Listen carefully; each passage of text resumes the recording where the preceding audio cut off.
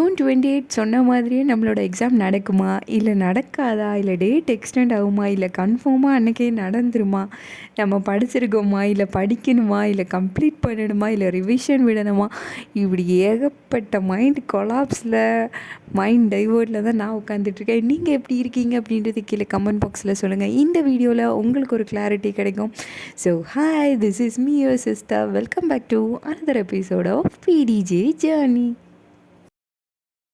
சொல்லிட்டு இருந்தது என்ன அப்படின்னா, நம்மளோட எக்ஸாம் டேட் பற்றி தான்.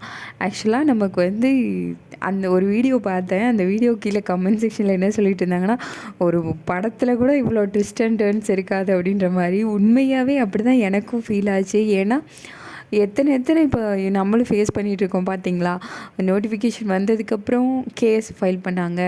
கேஸ் ஃபைல் பண்ணதுக்கப்புறம் ஒரு மெமரண்டம் மாதிரி விட்டாங்க, இந்த மாதிரி ஏஜ் ரிலாக்ஸேஷன் வேணும் அப்படின்னு. அதுக்கப்புறம் என்ன சொன்னாங்க அப்படின்னா, இந்த தேதியில் எக்ஸாம் அப்படின்ற மாதிரி சொல்லியிருக்காங்க. அதையும் சிலர் என்ன சொல்கிறாங்க அப்படின்னா, இது ஃபேக்கு, இது உண்மை கிடையாது அப்படிங்கிறாங்க. டேட்டு மாற்றி போட்டிருக்கிறாங்க அப்படிங்கிறாங்க, இப்படிங்கிறாங்க.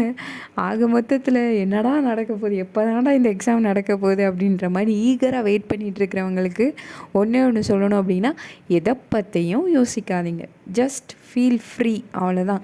நீங்கள் படிச்சிருக்கீங்க, உங்களுக்கு தெரியும், உங்கள் மேலே உங்களுக்கு ஒரு ட்ரஸ்ட் இருக்கும். எஸ், நான் முடிச்சிருக்கேன், நான் ரிவைஸ் பண்ணிட்டு தான் இருக்கிறேன், எப்போ எக்ஸாம் வச்சாலும், ஈவன் நாளைக்கு வச்சாலும் நான் அட்டன் பண்ணதுக்கு நான் ரெடி தான் அப்படின்றவங்களுக்கெல்லாம் எந்த விதமான எதுவுமே இருக்காது. அவங்க கான்ஃபிடெண்ட்டாக இருப்பாங்க, போல்டாக இருப்பாங்க.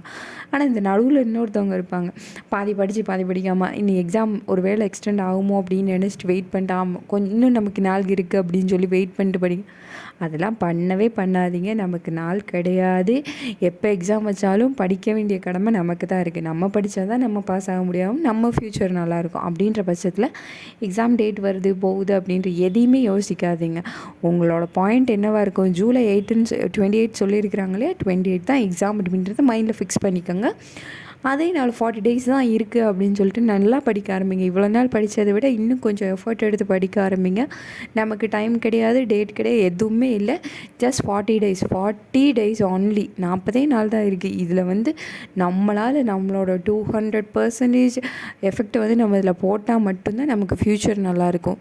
ஸோ நான் சொல்கிறது என்ன அப்படின்னா, யார் வேணால் என்ன வேணால் சொல்லட்டும், என்ன வேணால் கேஸ் போடட்டும், என்ன வேணால் டேட் எக்ஸ்டெண்ட் ஆகட்டும், எக்ஸ்டெண்ட் ஆகாமல் கூட போட்டோம், எப்போ எக்ஸாம் வச்சாலும் எழுத போகிறது என்னமோ நம்ம தான். அப்படின்ற பட்சத்தில் நமக்கு எல்லாம் தெரிஞ்சிருந்தால் தான் நம்ம நல்லா அட்டன் பண்ண முடியும். அப்போ நம்ம பண்ண வேண்டியது என்ன வேணால் நடக்கட்டும், என்னைக்கு எக்ஸாம் வருதோ பார்த்துக்கலாம். ஸோ டைம் வேஸ்ட் பண்ணாமல் படிங்க, நல்லா படிங்க. All the best. அப்புறம் இன்னும் ரொம்ப ஹாப்பியாக இருக்கேன்.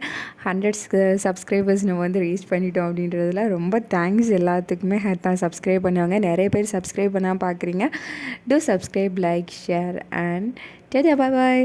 தேங்க்யூ ஃபார் வாட்சிங் மை வீடியோ.